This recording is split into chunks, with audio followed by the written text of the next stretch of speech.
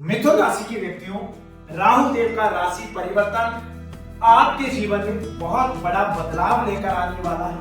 अब भाग्य स्थान में राहु का बैठना दो तरह के फल दे सकता है।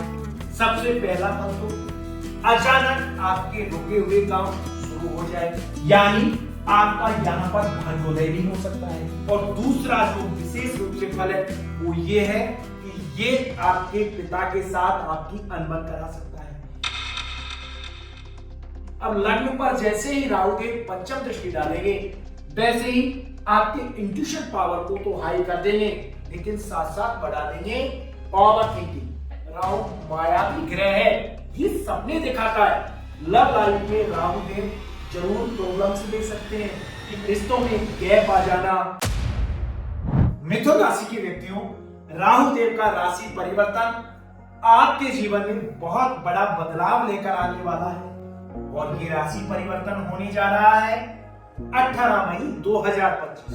18 मई 2025 को जैसे ही राहु देव मीन राशि से कुंभ राशि में गोचर करेंगे, वैसे ही आपके जीवन में आपको बड़े बड़े बदलाव देखने को मिल सकते हैं। ये आपकी जन्म कुंडली के 10th हाउस से नवम भाव में बैठेंगे। अब यहाँ पर राहु देव का बैठना आपको अनेक प्रकार के फल देने वाला है। समझते हैं कि राहु देव का ये राशि परिवर्तन आपके जीवन में कौन कौन से बड़े बदलाव लेकर आ रहा है और वो कौन सी सावधानियां हैं जिनका ध्यान आपको आने वाले कुछ समय में रखना जरूरी रहेगा।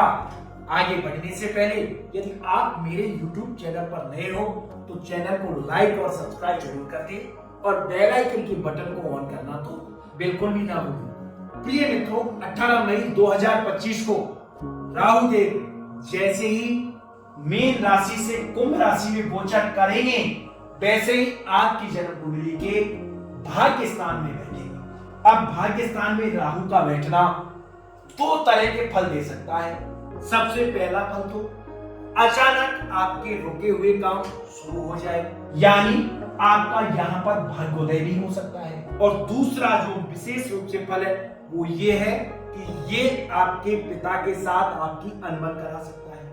आपको कैसे फल देंगे इसको विस्तार से समझने के लिए आप मुझे कमेंट्स में अपनी डिटेल भी लिखकर छोड़ सकते हैं, ताकि मैं आपको देखकर बताऊं कि आपको राहु देव कैसा फल देंगे। अब नवम भाव में राहु देव बैठ गए तो आपको अभी तक लग रहा था कि मेरा भाग्य तो काम ही नहीं कर रहा, मेरा भाग्य तो सही समय पे साथ ही नहीं देता। अब आपको ऐसा नहीं लगेगा। आपका भाग्य भाव पूरी तरह एक्टिवेट होने जा रहा है। जैसे ही भाग्य भाव एक्टिवेट होगा, आपका भाग्य भी अच्छी तरीके से काम करने लगेगा। लेकिन पिता के साथ आपकी अनबन रह सकती है, पिता के साथ आपके वैचारिक मतभेद रह सकते हैं।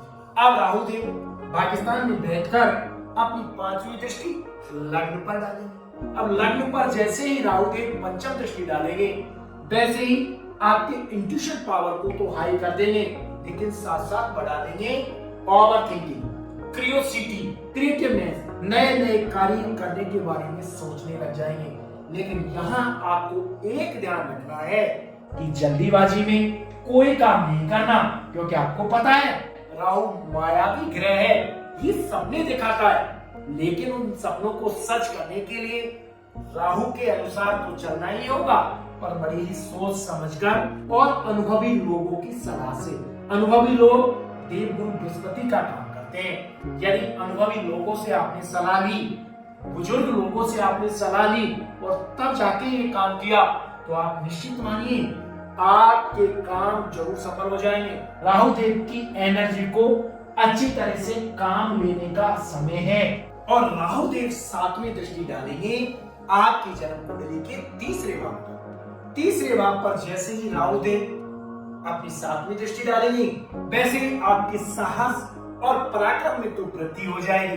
लेकिन छोटे भाई बहनों के साथ आपकी अनबन हो सकती है, इसलिए छोटे भाई बहनों के साथ अच्छी तरीके से मधुर संबंध बनाकर रखें। छोटी छोटी बातों पर डांटने और फटकारने का काम नहीं करें। राहु देव की 9वीं दृष्टि आपकी जन्म कुंडली के पंचम भाव पर भी पड़ेगी।